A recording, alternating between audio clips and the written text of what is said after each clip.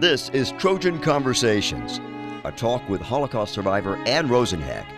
In this in-depth three-part series of programs, Rosenheck shares the incredible, horrifying, and ultimately redeeming story of her life with Troy's Associate Provost and Dean of Undergraduate and First-Year Studies, Dr. Hal Fulmer. Welcome to Trojan Conversations. I'm Hal Fulmer. My pleasure to be visiting with Ann Rosenheck, a Holocaust survivor, a woman with a powerful story of survival and of hope, and with a message for this generation and beyond. We've been talking, Ann, about the days leading up to what happened when the SS came, emptied out Rockoff, took you and your family, and began the process of taking you to the camps. I want to visit a little bit with that. You had mentioned that on the train, these were cattle cars. These were not intended for humans. No. And you all were on there, and your father was quick to realize that getting up on that plank allowed you to get by the window, which, as you've shared, made a real difference. But that car was crammed with Very people, much. Yes, and that was several days from when you got on the train to when you got to that first internment area there in Hungary at the cemetery. Is that right? Yes, afterwards. But are we right now, if we are in the train, okay? I did not go to the bathroom. I refused to go. A child, 13 years old. My dad begged me, I'm not going to hear. Nobody's going to see you. I says, nobody, take a look what's happening here. And I remember you've told the story, there's a bucket. That's what constitutes any kind of and facilities. that bucket was running over and all that, but I did not want to go. Only in the last minute, when everybody was asleep, my dad woke me up. Everybody is asleep, nobody's going to hear you, and you just better come and go. And I did. So all these days, I didn't go. And I remember in the story that there was a second bucket that had drinking water, which quickly was gone. Right away. Right away, because the number of people on the cattle car is what, Ann? It's got to be... It was packed. Packed? I mean, 100 or and more? And even the rabbi was there. And everybody was there. It was so packed. It was so ugly. There were children. You don't have to tell you, with little kids, without food. No food. No food. Yeah, because you've shared that your dad had one sandwich that you all were sharing. And that some of the people just, even before the train pulled out, trying to load the cattle car, which had the step up. It wasn't a place you could step across. Up, no. Some of them had died there. Because it was so, they couldn't get into to go up. Elderly people, they couldn't get into the train, into the cattle car. It was unbelievable. And my dad with pushing up first my mom, and then helped my sister with the kids, and then finally the two of us, my dad, we hopped up. And I remember you shared that because there was a window, and I've had my family and I went as a part of a family trip. We were up in Tennessee, where the school teacher had led the Paper Clips project, and they had secured one of the rail cars. Yes. And when you see that, it is so staggeringly powerful, Ann, to think about humans being loaded into that and hauled away. Because you had the window, you got a little air, and I've heard you tell, you got rainwater, right? It dripped, so for the finger, and Dad says, Ansika, quick, put your fingers there and lick it. That's literally what you had. And there were people who died in transit, who just died in the cattle car. Yes. And I remember you've told the story that you had one of the children, one of your nieces or nephews, right? And your sister had the other one, and she didn't realize that you all had one of the children. Is that right? Yes. And how terrible that was for her. Unreal. That she thought something had happened. No, but we were, the two of us, we were all of a sudden separated. So, but I grabbed the child, and my dad and mom, and they were with her and the other child. And I was, and until I found where they are. And I was with the child. And the child held on to me. And actually, when they took us off already, we already separated from my dad, and we were already separated in a line of 5. That was already after the cattle car, in the line of 5. So my mom, my sister, and the children, and myself. And when we came close, and the assessment, that was the angel of death, with the cane, which I told you that he did. But one of the children, no, I want Auntie, I want a scream, the child screamed, because I was with them and I was playing with them or whatever, and they were screaming and crying. And my sister said, Ansika, please stop him. I couldn't. Right. I couldn't, and he pushed me to a side, and that was it. And then it filled up. Right.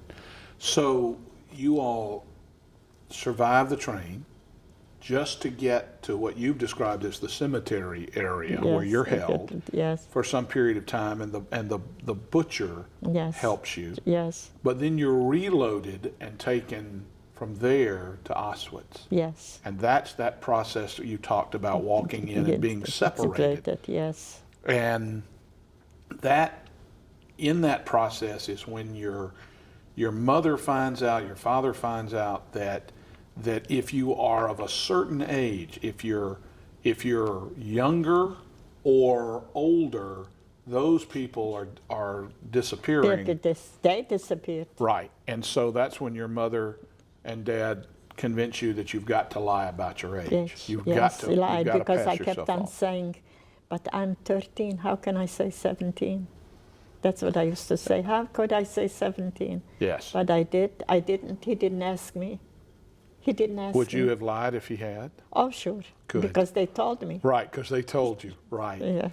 And so in that process, there is that selection, and I know you've shared that, and I am reminded every time you share it how much it haunts me, and it's your story, so I know it just is incredibly sad. That's the last time you see your family. Yes. That they're directed in a particular area, and that's it. They just walked straight. The crematoria was straight. We didn't know. I didn't know that's the crematoria there. And there was a band was playing in a corner. Wow. Do you remember what were they playing? It's just playing. Just like classical the music, whatever. Yes. And people just walked off to that. But now there was another thing there. Every 3 months that you find out, because you aren't already in Auschwitz, so you found out that the people, the ones that were pushing in the people into the crematoria, they were every month, sometimes months, sometimes 2 months, sometimes 3 months, they were killed immediately. Really? Yes. So even the people who are assisting, yes. And there was a young man, I told you also, that was from the United States, but his cousin was a very nice young man. He spotted my mom, and he was already there over a year, and sent that I should say that I'm 17 years old. He knew that I was young, but he didn't know exactly what age, but 17. And my parents said, Ansika, when they ask you, you're 17. So I says, how can I say I'm 13? How can you say 17? Yeah. And I couldn't, but then everybody was busy. My sister was busy with my hair, and my mom, and my dad. In the end, my dad says, no, make it a Papa Pushka, and God is going to get her through. Yeah. And did. And did. After, But it didn't show me old or whatever, just like a babushka, like tied up. after that initial selection process, and your family is marched away to the crematorium. Yeah, yes. What do you remember about those first few days or weeks after that? Because you've been put over on the work Let side. me tell you, wherever there was a mom, right away after that, I was clinging to a mom or with somebody that I would care for me or would be with me. Now, the first night, we were in Auschwitz, about 7, 8, or 9, on a board, tops. So we were on the top. I was on the top. And then next to me was a girl from Belgium, a blonde. She could hardly talk, but she was so hot. She was so hot, and I was laying next to her. And then she was quiet. And afterwards, somebody says, "Oh my God, she's dead." I says, "No, her eyes are open. How can she be dead if she has open eyes?" Yeah. And she was dead. And she died. She Sure. died. She was hot, and I was laying next to her. How? And then they threw her out, I saw. How, as you got more aware of what was happening on Took the me work up. side, how long had some of the people been there? Now listen to this.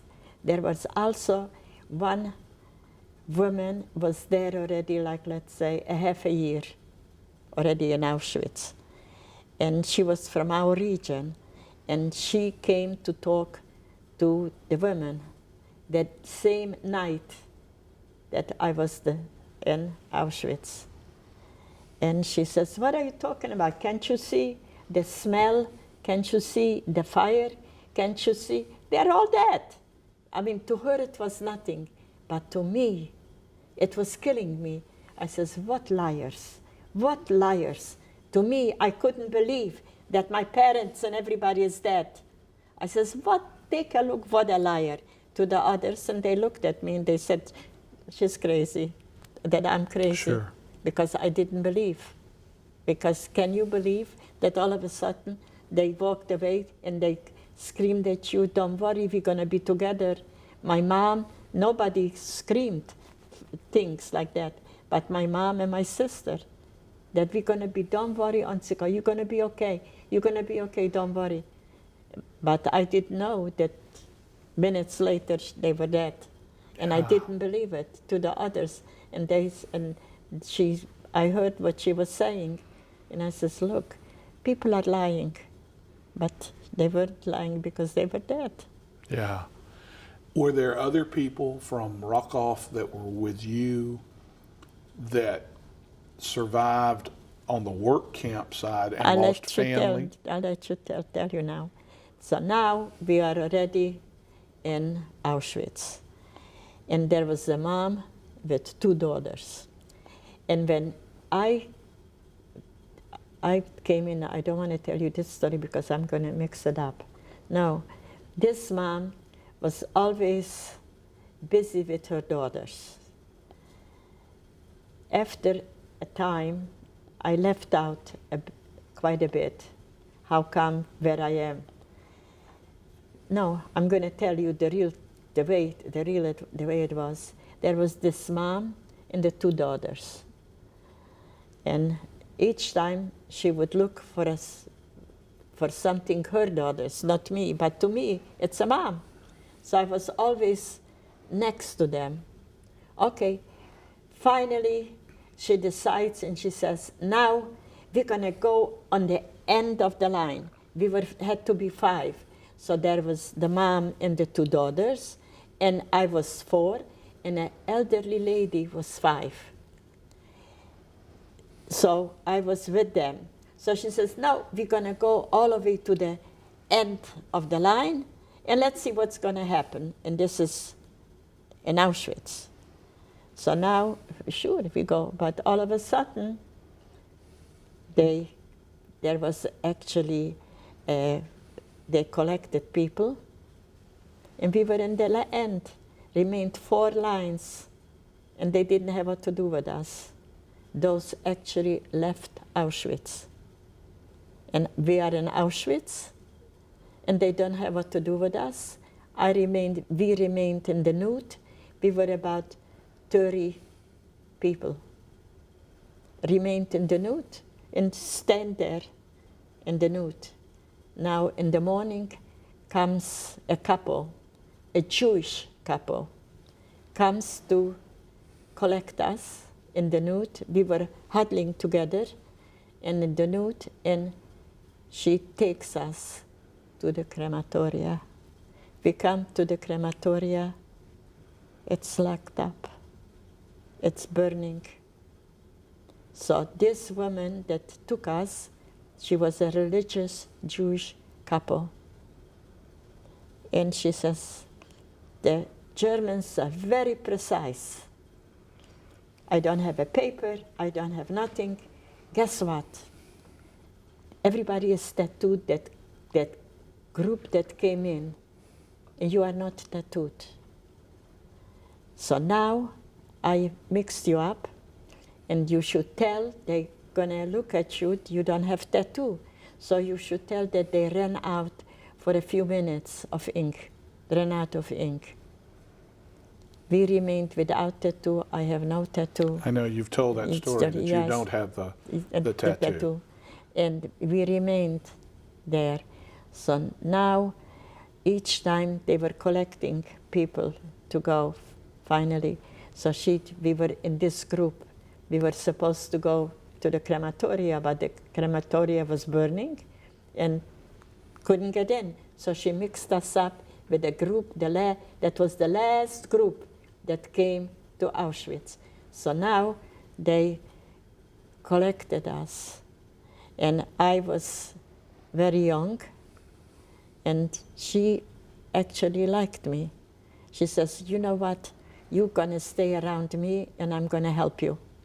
And she did. Now, as I'm walking towards, she says, when I am gonna make like this with a hand, you're gonna go, but take your shoes, keep it up. He's gonna scream, hand runter, the hands down. Don't do it. But walk fast. I specially kept you on a side because you went by one. This was a special selection that you should pay attention. Walk fast on the tippy toes, fast, with the shoes high, but very fast. You went through the whole group in the middle. Don't stay where he can see you, because he's gonna scream at you, because you are with the hands up with the shoes. Don't make believe you don't understand what he's saying. I spoke German, but make believe you don't understand. But run quick through, but go in the middle where it's all already in the hundreds. But in the middle, he shouldn't see you. He didn't see me, and I went out from Auschwitz. Yeah, With I know this you've told that story of being actually in the line, but the crematorium was full. Yes. And weren't taken into the final step. Yeah. And then this woman who's Jewish and yet working in the camps. But a religious one as well. Yeah. But I'm going to tell you ugliness what happened. The same woman, I had problems with an ear. I had tremendous pain. She was a blonde, spoke beautifully German, and was an unusual woman. Very, very pretty and very religious. An actress. From Germany or? Poland. Poland? And everybody admired her. She was a very unusual woman, and with all those women, we passed through. Right. Because according to her, what she did. Right. So now, as time goes on, she became, each time when I had with my ears to do, she took me and she says, you see that little stove, put your ear, but make sure you hold your hands. You shouldn't burn yourself, but just a little bit up and then cover it, up and down, and you're going to be okay. And really it happened that my ear was okay. But to her, where she was the capo, all the SS kept on coming, loads of them. She was a beautiful woman, and she had her hair, and everybody, all the SS came there, and she was entertaining them, but nothing else. But right now it was getting worse and worse.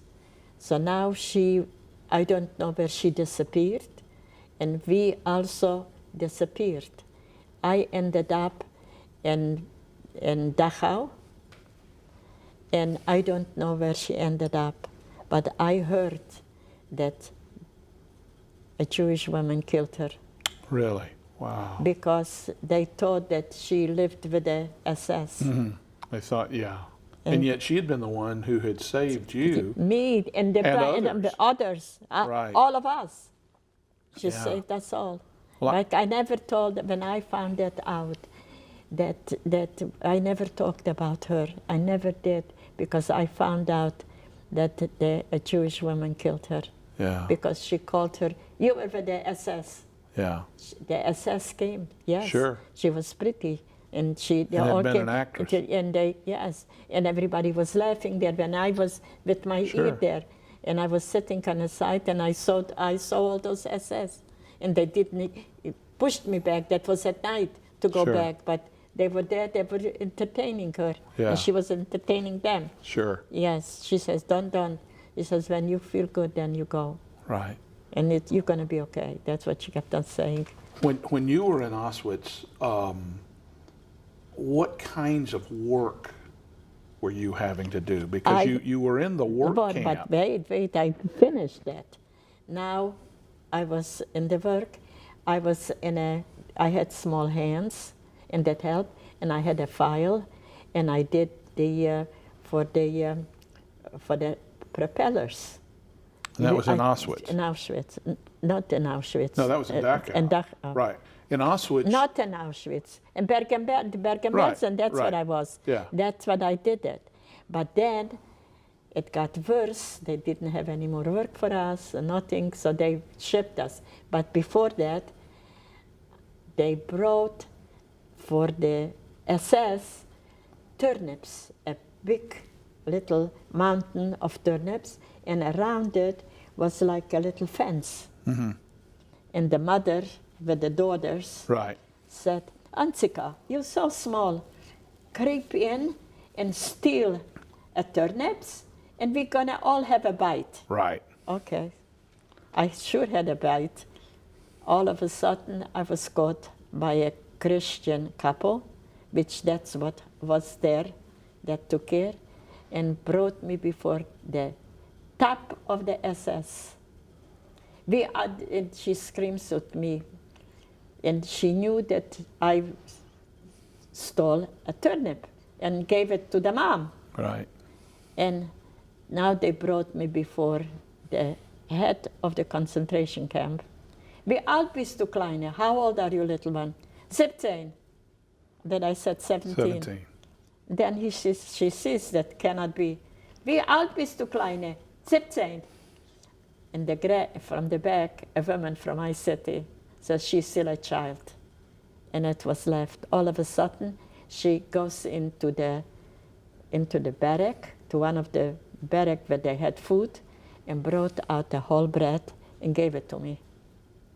Yeah, I remember you talking about that you got the bread, and I think it's so interesting, Ann, Nobody because wanted to have a bite because there was a special, like a big one, it was like a cylinder there, and on that they used to tie up the shoes on one side and tie up the hands in the back and hit you. They were beating you.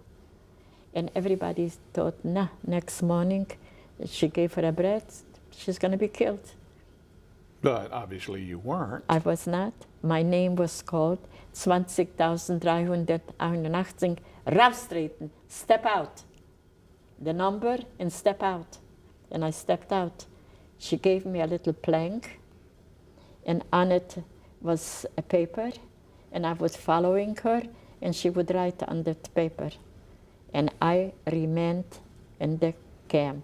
I didn't go to work with the files and all that, no. I remained in the camp. Kind of like a secretary. And to her, she called me my real name, Anneline, Ann, Anneline. She called me my real name, and I was having made a little skirt, and the skirt was too big, so they put on suspenders in the sewing room, and a little jacket as well, and a little sweater. I was wearing like private clothes. Right. And I had beautiful shoes, was given to me then. So I was okay. So now I had to go every morning, make her bed. I couldn't. The girls was going to the sewing room. So one of them each time would run in. I couldn't reach with a hand to make it straight. So one each time watched when on the top, the guy was, if he passed by, then she ran in, and she waited when he passed out. She went into the sewing room, and that's how I went through with all this all the time, with that. But one day they made for her a special cake. The stupid girls that work in the kitchen, and it was there underneath the bed, that cake. And each time I was there by myself, I either collected her clothes and brought it to wash, or whatever I had to straighten up there. So each time, but I was always grabbing a bite. Pinching a piece of the cake. But nobody could see it. But I made sure that I screwed it up so that they couldn't see it, that I think. All of a sudden she says to me, Anneline, names, take it. Sure. As soon as I walk in, and by the gate, I walk through, and I come into the cake. I says, girls, did you see what I got? All of a sudden, they grabbed the whole cake. I didn't have a piece. And they ate it all. Everybody grabbed, all the girls there, everybody grabbed, and I didn't have nothing because they grabbed it. Well, cake had to be pretty special. What was the food like? It was like, it was special food. It was a special, like a Hungarian, because they were all Hungarian, a Hungarian cake. Yeah. Yes. Yes. But on a day-to-day basis, what did you eat? Oh, whatever they gave us. And what was that usually? Oh, a big nothing. A big nothing, yeah. Yes. I guess bread, because you could bake bread. A little piece of bread, and everybody was fight because it was a bread like this, and 5 people had from that a piece of bread. So everybody, no, I have this, I have that. So me, I was the one that I never fought. I never fought whatever they gave to me. That's it. Even sometimes I gave away a half because somebody was down and ugly and this, and I had Rachmanis. Rachmanis means in Hebrew I had pity. Sure. For her. And any kind of vegetables, any kind of. Come on. Well, I'm asking. At the end, that now already time came. First, another time came. At one morning, I was washing her undergarments, and there was a doctor, Dr. Moore, and she used to say to me, Ansika, you be careful. She could have a special ugliness. Right. But she didn't want to tell me exactly what it is, but be careful. You should wash your hands, or if you are washing her garments, don't touch your body with your hands, because she probably has something bad, which I didn't know if she did or she didn't, but I was afraid. So the rabbi's daughter saw me wash in a bowl some of that ugliness or undergarments. And she says, Auntie, when you finish, let me use that water. And I said to her, are you crazy? You want to on that thing? She has a sickness. Don't you dare. The couple spoke Hungarian. That particular couple was a Christian, and she spoke Hungarian and took me to the SS woman. Yeah. It was towards the end that we were leaving from Bergen-Belsen back to Dachau. Right. And it was terrible. She couldn't actually really kill me or do something very bad, because we were on a train, on a regular train, not a cattle car, a regular train, because it's closing in. And I ended up in Dachau. So she punished me. She gave me a big, first it was a stone, and then it was a brick, 2 bricks, and the hand up, the hand hoch. The hand didn't stay up. It came down. It was heavy. It came down. Now walks over. The women were separated, but a little gate, little something. A man in a white coat walks over towards me. And he says to me, what did you do? How come that you are punished? So I told the truth. And he pulled out a chain, and he says, I am a Czech, but I am a political prisoner. Mm-hmm. And he asked me how old I am, and he brought out that he showed me that he's Jewish and he has a daughter. Mm-hmm. And he says, I'm going to take a chance with you. None of them know that I'm Jewish. And I'm not going to tell, but I'm a political prisoner. I'm a prisoner here.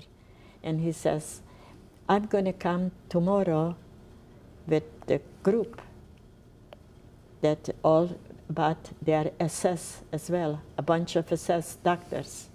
Then you don't say nothing. And put me on the side, but he prepared me in that side anyway. Sure. So now they came and everybody looked at me, and they put me into a single room. And he says, I'm going to send somebody today. You're going to have a little fever. He was a doctor. Right. I'm going to have a little fever. Let's see what happens. All of a sudden, it spread out. Česko děcko, a Czech child is here. And there was a bunch of Czech political prisoners. And they managed, little by little, to take me out from the women's thing into the Czechs, where they were all there. And they tried to give me more food, because they were doctors and all that, so here and there. And they made underneath the bed a big hole, but they covered it with a certain dirt. And I was there. 2 days, the next day we were liberated. They hid you out.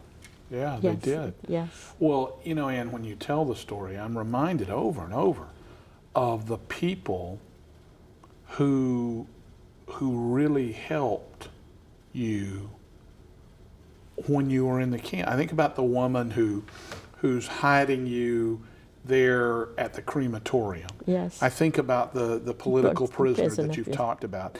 Even this woman that eventually turns against you, that has you as a kind of secretary, is keeping you out of some things that could have been very bad. That even in the midst of the camps, there are people that are trying to look after each other. Yes. Once you were in... Some people were for each other, some people were cruel. Oh yeah, I'm sure. Oh God, you have no idea. You saw the best and the worst of what it meant to be a human. You have no idea.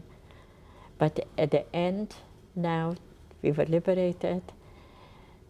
She was taken prisoner, the SS, Right. I didn't mix in. I didn't say good or bad, because after all, a certain time she was nice to me. Right. At the end, she wasn't, because I told the rabbi's daughter, would you believe Sure. it? My big mouth.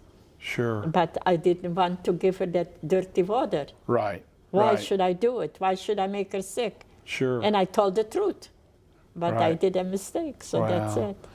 I want to go back too, Ann, to this piece about being there in Auschwitz. And were there others from Rockoff that were in there with you? Very few, because they left.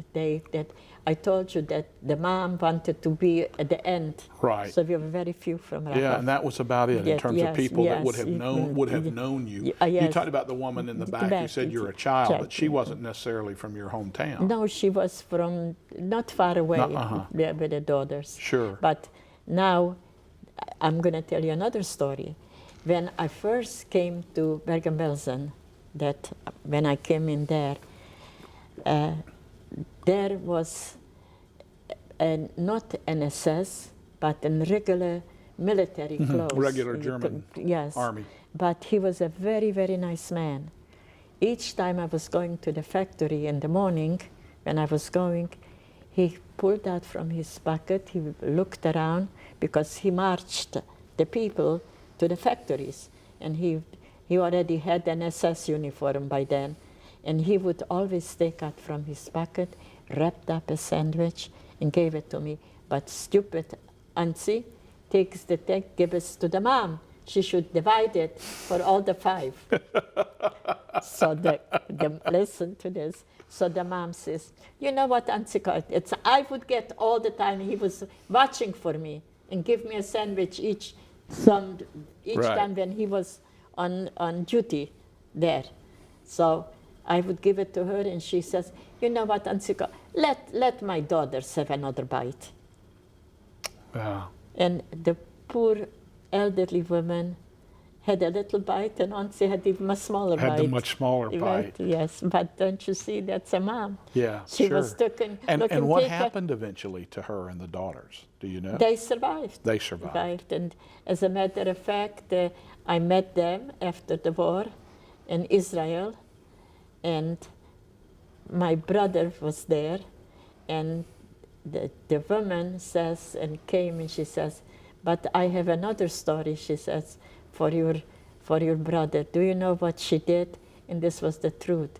When I was with the SS, when I used to go for warm water into the kitchen, and I would stay there in the sea, and I says, oh, could I steal a piece, whatever they were doing there? Never. But I knew they gave me a piece of rag, and in the rag was sugar. Mm-hmm. And there was a woman from my city that was very, very sick. She had diabetes as a child. Would you believe it? And I, underneath the dress, and I was holding it like this, and I brought it in all the way to that was like a sort of a specialty room. Mm-hmm. And I brought it there, but she survived. Did she really? Yes, wow. She did survive, that girl. Golly, yes, surviving is hard enough, much less if you're dealing with type 1 diabetes. Yes, Golly. That she survived, and she was a young kid. Yeah. She was about 21 or something. Sure. And so she survived. But now, this is one story. Now I did, for her, I brought the stuff. And each time I went, so the mom would push me. In other words, I was the smallest, and I was everybody auntie. So, but it was not free. So I met her in Israel, and I met my brother for the first time in Israel. In Israel? Yes. I chartered a plane, my dear. Did you really? Yes, and all the people went for a big ticket. Was quite expensive, and they went for $90 a person. Wow.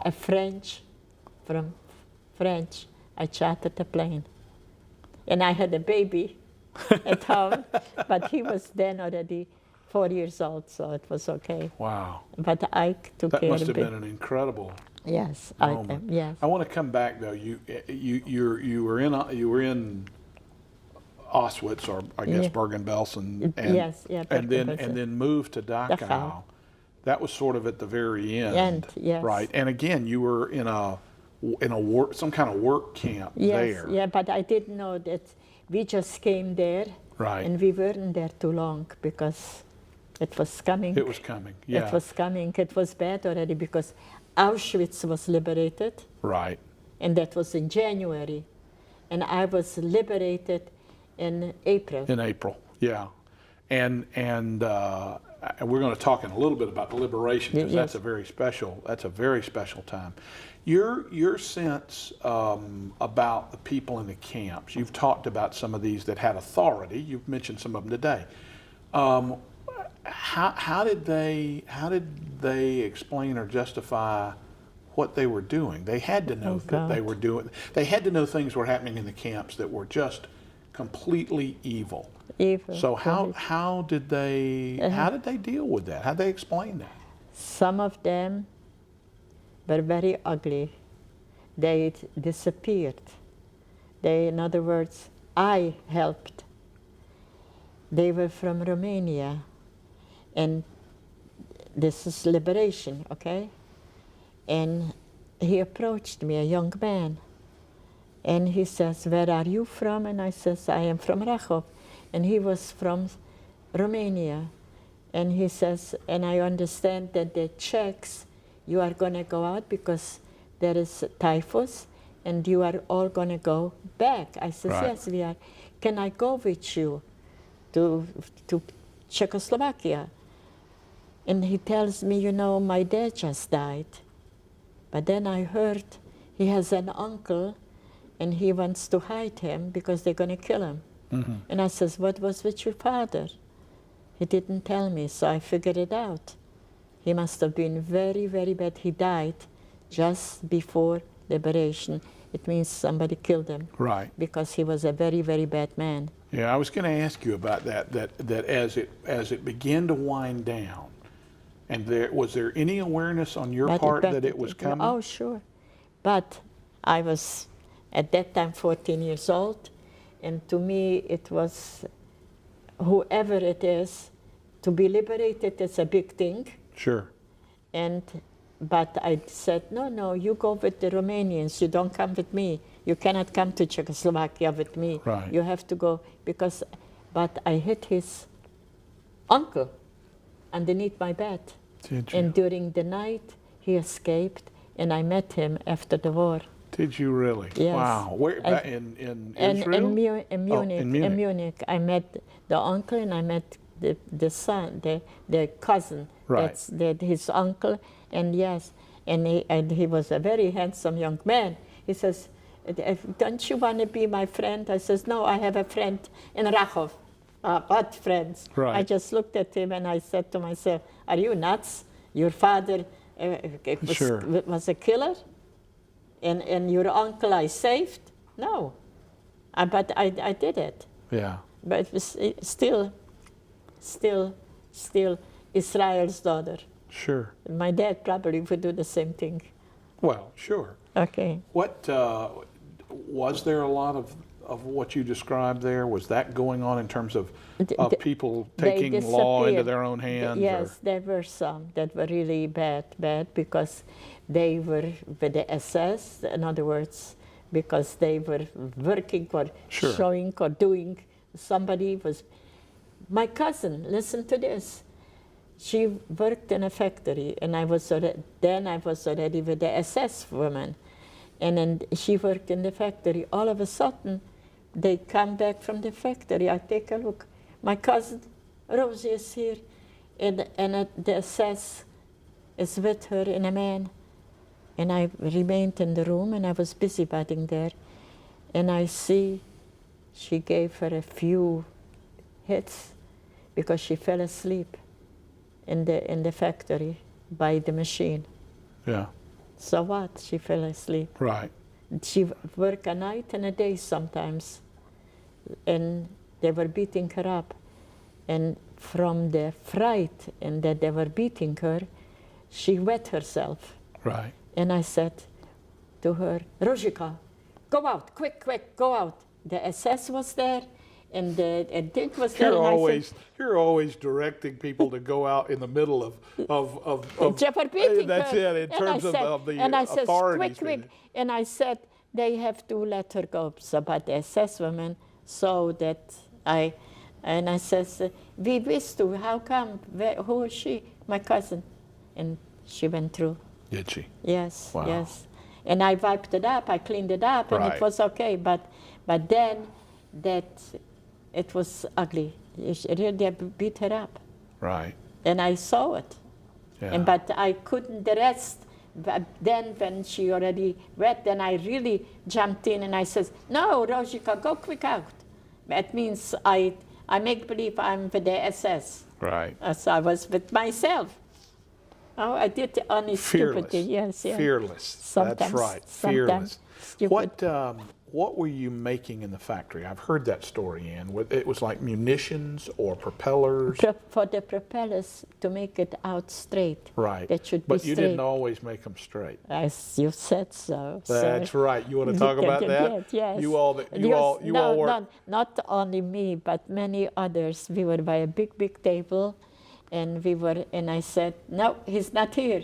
You would have to watch when we push it through that they were bad, but we pushed them in with the good ones. Yeah. So Like we somewhere did. there were German Oh. planes that didn't fly very well because No, you had propellers that you hadn't worked on sure, properly. yes. We You did. were a part of the war effort. Yes. From the We did inside it. out. We did it, Yeah. all the kids. And there was one woman there from my city that she was not a nice woman. I don't know that because she was with somebody, she must have been 30 years old, but she was living with somebody from who knows from where. And she was at that table as well, and she was working with me, and she says to me, Ansika, can I swear? I said, swear what? I want you to hear my swear. I said, okay, I'm listening. You want somebody else should hear it too? She says, no, just you. So I was listening that from now on, I promise God that I'm going to be a good girl. I'm not going to sleep with men. And I says, that's what you are swearing? That's what you did? And you, say you never did it, so that's it. Say you never did it. Whoever you see, they don't have to know. You don't have to tell. That's what I said. I was 14 years old. I was telling to a woman of 30. God, and you were 14 going on 30 Yes, or more in yes. terms of what you were dealing So with. now, afterwards, I saw her, and she married a German Jew, was from the concentration camps. And he was complaining to me that she does so much, does so this. I says, God, be happy. She cooks for you. She does for you. She married him. He married her. And she says, Ansika, this is my husband. Do you see? This is my... I says, you have a very nice husband. And he treats you nice, right? But did I know he treats you nice? I didn't. That's it. Wow. So I was like a busybody. No, it sounds like you were a person that kept hearing other people's stories too. Yes. I imagine, Ann, people made all kind of promises. They did. They had to when you're in the inside there and you don't know, and it's not like that you were just in a work camp alone. They were continuing, particularly at Auschwitz, they were continuing to march the workers off to the crematorium. Yeah, correct. No. That woman that marched us, they killed her. And I felt very, very sorry because she was a very nice woman. First of all, she's gorgeous. She was beautiful. And she was an actress. And she was already a long time there. Yeah. From Poland. Yeah, and most of the ones that you knew the ones who'd been there a long time had been there 6 months or longer? Longer. Longer than that. The ones that were in Auschwitz, sometimes years. Years. And that was, you never knew that was the worst place for killing. The Right. worst of the worst. And they had the tattoos? And they had the tattoos, And yes. had they gone through where they'd shaved their heads? Oh, sure. All of that? All of that. But some of them remained at the end, the SS left their hair. Yeah. My hair grew on very fast. Did as they well. shave yours? Oh, sure. Did they? Not only they shaved my hair. Listen to this. When we finally came to Auschwitz, right away they undressed us, and nobody undressed themselves into the nude. Right. Go undress yourself in the nude, just like that. Did they take all the Nobody- clothes? Oh, sure. Yeah, Nobody did. They made sure they beat up some, Yeah. and some they killed. And then And we- gave everybody back those sort of sack Nothing. dresses. No sack. Whatever you took off was gone. They gave a gray dress, but wait. So everybody remained already. If you kill you, they kill you because you don't undress and you don't do this. That was SS was there, and there was also political people there, like for German women. Right. But there as well. So now everybody automatically, a man was shaving your hair, and wherever you had hair, he shaved it. Right. That was the man. Wait. So now it came for me. I didn't know how to behave, not what to do. So the guy says to me in Yiddish, my dollar, it means you little girl, don't worry, you're gonna be okay. Don't worry that I touched you or whatever. It's not, it's from God. Don't worry, because he saw that I didn't know what to do. Yes, I was very bad. And they gave everybody a gray dress. First, we were in the crematoria, and they took us there for a bath. They just let the waters run on us, and then they push you out, and they gave you a gray dress from the crematoria, so knew what the crematoria was. Right. And from there, in that gray dress, I am a giant. Imagine that the dress was hanging this much Sure. on me. So 2 women took the part, come here, child, come here. And they ripped up because I was falling on that Sure, dress. you're dragging it on the ground. Yes. Yeah. So that was that. And from there we ended up in one of the barracks. And that's where I told you that girl that was so hot. Yeah, that was dying of the fever. Sure. Yes. What kind of shoes, Ann? What did they give you for shoes? Your own shoes. You had your own remained with shoes. With your own shoes. Right. And I had high shoes that I had made. They made me high shoes that was in style, but with leather. It was made by a specialty place. Sure. And those shoes went fast. So I was wearing already black shoes, some things from somebody that they gave me. But it didn't take long because I got from the SS woman good shoes. That's right. You've said good shoes Yes, and an yeah, outfit yes, and yes, so on. yeah. And so, well, I think what we're going to do is take just another real short break. Yes. And then I want to come back and talk about liberation and Okay. all the things that follow that. Just to kind of conclude this section, Ann, as you think back on those experiences in the camps, Yes. is there anything about those that when you think back you go, did I really experience that, or was that just a bad dream that I had about Okay, that? let's I mean, see because it's so bad. Are there things even now that when you think back you go, it's hard to imagine that it was that evil and that atrocious? Oh, it was. Depends on whom and who it hits. I'll tell you, the first American soldier that I saw. I didn't tell you that story. Yeah, I think you did. I think you have. That I saw. I was And on you a weren't chair. sure. You weren't sure if you were really seeing him, right? Yes, no. I was on a chair, on a high chair, and to look down. Now I saw a survivor. He couldn't survive. He couldn't walk. He was like a snake. He was pulling himself towards the soldier. Yeah. Like a snake, even worse. He couldn't make it and came close and tried to kiss his shoes. Yeah. And he kicked them. Yeah. The soldier kicked them. But then I hated it, and I hated the soldier because I saw that he's not going to be able to go back. He's going to die by the time he's going Right. to get back. Right. So I hated it, and I cried, and I walked off the chair, and I didn't want to say anything. Yeah. But then I thought about it. He's an American soldier. He's a soldier. He came to liberate us. But he was afraid that that guy is sick, and he's going to get his sickness. That's what I sure. thought. Or I would imagine that for a lot of those soldiers, they had no idea what they were about to walk into. That's it. They hadn't so seen in the anything like beginning, that. when I was so angry, Yeah. look, we were liberated. Look, and an American. Sure. And to me, that was, look. But then on my own, little by little, I told everybody, look how stupid I am. I thought that God knows, but look what I thought. But then I realized that, and they were throwing chocolates just like that.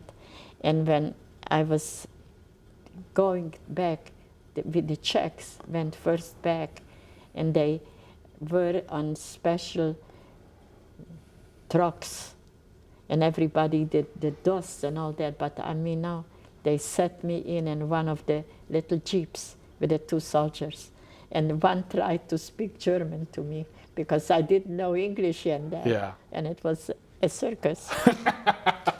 Let's take a short break. We'll come back. Yes. We'll visit a little bit about liberation and life after the camps. Yes, and, this was also we'll talk liberation. a little more. We sure will. We hope you'll join us for our next session of Trojan Conversation.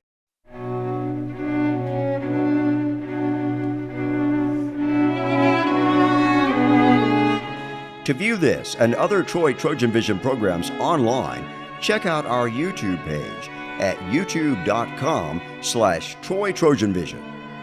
To find out when new programs are uploaded, like us on Facebook.